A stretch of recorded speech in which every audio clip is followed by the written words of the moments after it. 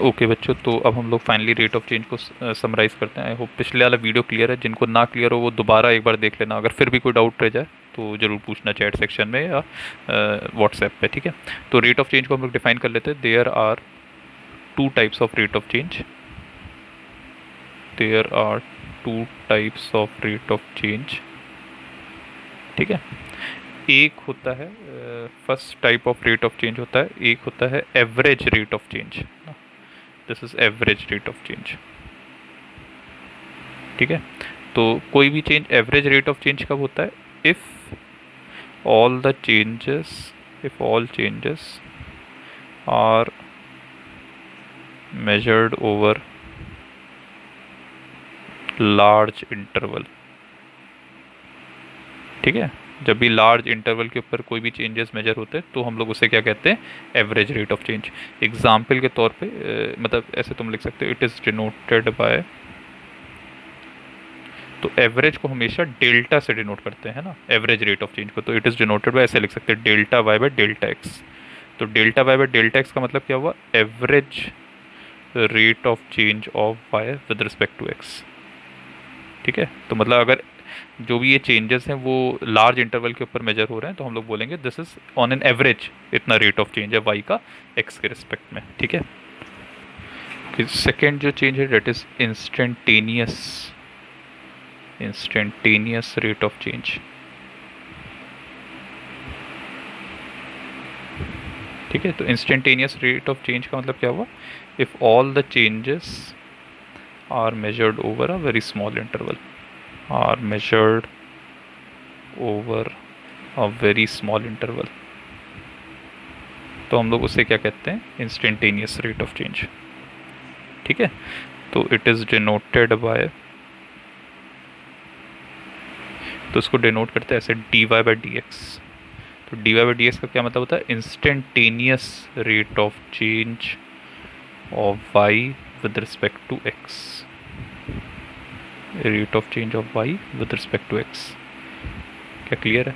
तो I hope सबको meaning clear है। कोई तुमसे पूछे कि d y by d x क्या होता है, डिफ्रेंसिएशन क्या होता है, तो तुम बोलोगे रेट ऑफ चेंज। कैसा rate of change? Instantaneous rate of change, ठीक है। जब भी किसी चीज़ का रेट ऑफ चेंज बहुत ही स्मॉल इंटरवल के ऊपर मेजर करते हैं तो हम लोग क्या यूज़ करते हैं? D y by d x, ठीक है। Rate of change over very small interval, ठीक है। और अगर rate of change over a large interval रहता है तो हम लोग उसे क्या रिप्रेजेंट करते हैं? Delta y by delta x, ठीक है। तो अब हम लोग एक दो प्रैक्टिकल एग्जांपल लेते हैं जिससे और क्लियर हो जाएगा तुम लोग को।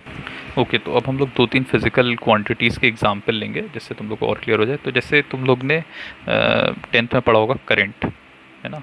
तो करंट को हम लोग कैसे डिफाइन करते हैं? That is rate of flow of charge with time. तो delta q by delta t ऐसे हम लोग डिफाइन करते हैं, है ना।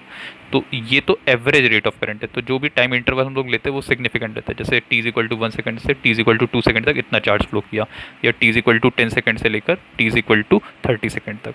लेकिन अगर ये टाइम इंटरवल बहुत स्मॉल हो जाएगा तो ये फॉर्मूला किस में चेंज हो जाएगा? D q by d t में।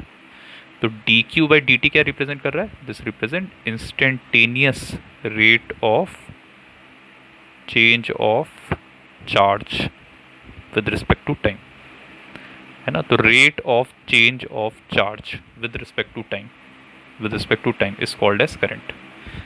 क्या क्लियर है? तो अगर टाइम इंटरवल बहुत स्मॉल रहेगा तो ये फॉर्मूला हम लोग यूज़ करेंगे D q by d T, ना कि delta Q by delta T. अभी 10 तक तो तुम लोग ये फेमिलियर थे नहीं इस नोटेशन से, तो हम लोग हमेशा delta Q by delta T use करते थे। और वो जो था डेट इज एवरेज करंट, है ना। जैसे दिस इज एवरेज करंट, है ना, लेकिन हम लोग करंट ही मान लेते हैं उसे, है ना, कि 10 तक हम लोग ये पढ़ते नहीं है। तो ये एवरेज करंट है और this is what? This is instantaneous current, ठीक है। जैसे एक और एग्जांपल देते हैं जो और क्लियर करेगा। जैसे अगर तुम्हें याद हो तो 9th में तुम लोग पढ़ते हो एसेलरेशन क्या होता है ना। Acceleration is change in velocity per unit time, delta we upon delta T, है ना। तो दिस, और जो भी वेलोसिटी में चेंजेस होते हैं वो हम लोग लार्ज इंटरवल ऑफ टाइम, जैसे t is equal to 2 second से t is equal to 3 second के बीच में किसी की वेलोसिटी इतनी बदल गई, तो वो जो आएगा दिस इज, हम एक बार यहाँ पे लिख देते हैं, दिस इज एवरेज करंट, है ना। और वैसे ये एवरेज एसेलरेशन है, ठीक है। लेकिन हम लोग बोलते केवल एसेलरेशन है, लेकिन एक्चुअल में वो एवरेज एसेलरेशन है क्योंकि हम लोग बड़े टाइम इंटरवल के ऊपर मेजर कर रहे हैं। अगर हम लोग ऐसे बोले delta we by delta T में, अगर हम लोग सारे चेंजेस बहुत ही स्मॉल टाइम इंटरवल के ऊपर मेजर कर रहे हैं तो ये एसेलरेशन क्या आ जाएगा? D v by d t, है ना, डेल्टा किस में बदल जाएगा, डी में। तो ये क्या हो जाएगा, इंस्टेंटेनियस, इसको हम लोग कह सकते हैं दिस इज इंस्टेंटेनियस एक्सेलरेशन, मतलब instantaneous rate of change of velocity with respect to time. तो आई होप सबको मीनिंग क्लियर है ना। तो जब भी हम लोग किसी चीज़ का इंस्टेंटेनियस रेट ऑफ चेंज निकालेंगे, बहुत ही छोटे से टाइम इंटरवल में देखना चाहते हैं कि रेट ऑफ चेंज क्या है ना। जैसे मान लो तुम्हें देखना है कि किसी चीज़ की velocity t is equal to 1 second से t is equal to 1.01 second के बीच में उसकी वेलोसिटी में कितना चेंज है, तो वो इंस्टेंटेनियस रेट ऑफ चेंज है। तो फिर हम लोग क्या यूज़ करेंगे, डिफ्रेंसिएशन यूज़ करेंगे। और जब भी एवरेज मतलब बड़े टाइम इंटरवल में निकालना होगा तो क्या यूज़ करेंगे, एवरेज। ठीक है, एक लास्ट एग्जाम्पल और लेते हैं। जैसे हम लोग पढ़ते हैं वेलोसिटी जो होता है that is rate of change of position with respect to time, या rate of change of displacement. ठीक है, तो दिस इज एवरेज वेलोसिटी, है ना। Average velocity is total displacement upon total time. लेकिन अगर यही इंस्टेंटेनियस वेलोसिटी होगी, है ना, इंस्टेंटेनियस वेलोसिटी, तो फिर ये किस में बदल जाएगा, D x by d t में, है ना। डेल्टा किस में बदल जाएगा, डी में, और डेल्टा टी किस में बदल जाएगा, डी एक्स डी टी में। तो दिस इज इंस्टेंटेनियस वेलोसिटी और दिस इज एवरेज वेलोसिटी। तो ये सारे फॉर्मूले फिजिक्स में आगे आएंगे। तो जब भी किसी डेफिनीशन में आएगा कि इस चीज़ का, जैसे rate of flow of charge या rate of change of velocity with respect to time या rate of change of position with respect to time, तो जब भी रेट ऑफ चेंज आएगा तो तुम समझ लेना रेट ऑफ चेंज में दो चीज़ें होंगी, या तो एवरेज होगा या तो इंस्टेंटेनियस होगा। हर फिजिक्स की क्वांटिटी में, जितनी भी फिजिक्स की क्वांटिटी है, अगर जिसमें भी रेट ऑफ चेंज आ रहा है उसको दो पार्ट में हम लोग डिवाइड कर सकते हैं, एक एवरेज और एक इंस्टेंटेनियस।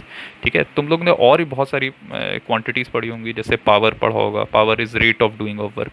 तो पावर को हम लोग delta W by delta T लिख सकते हैं, या D W by d T, instantaneous power निकाल सकते हैं। तो जितनी भी 11th में 12th में फिजिकल क्वांटिटीज़ होंगी, जब भी रेट ऑफ चेंज आएगा तो तुम कैसे इंटरप्रेट करोगे, एवरेज और इंस्टेंटेनियस। अगर बड़ा टाइम इंटरवल होगा तो एवरेज, ये डेल्टा यूज़ करोगे, और अगर छोटा टाइम इंटरवल होगा तो d y by d x use करोगे। तो ये एक तरह से मीनिंग है डिफ्रेंसिएशन का। हम लोग डिफ्रेंसिएशन क्यों पढ़ते हैं, आई होप अब क्लियर हो गया हो, है ना। क्योंकि जब भी फिजिक्स में हम लोग को बहुत ही छोटे टाइम इंटरवल के बारे में कुछ बात करनी होती है तो हम लोग क्या यूज़ करते हैं, डिफ्रेंसिएशन यूज़ करते हैं, जब भी बहुत छोटे टाइम इंटरवल की या बहुत छोटे इंटरवल की बात करनी होती है। ठीक है।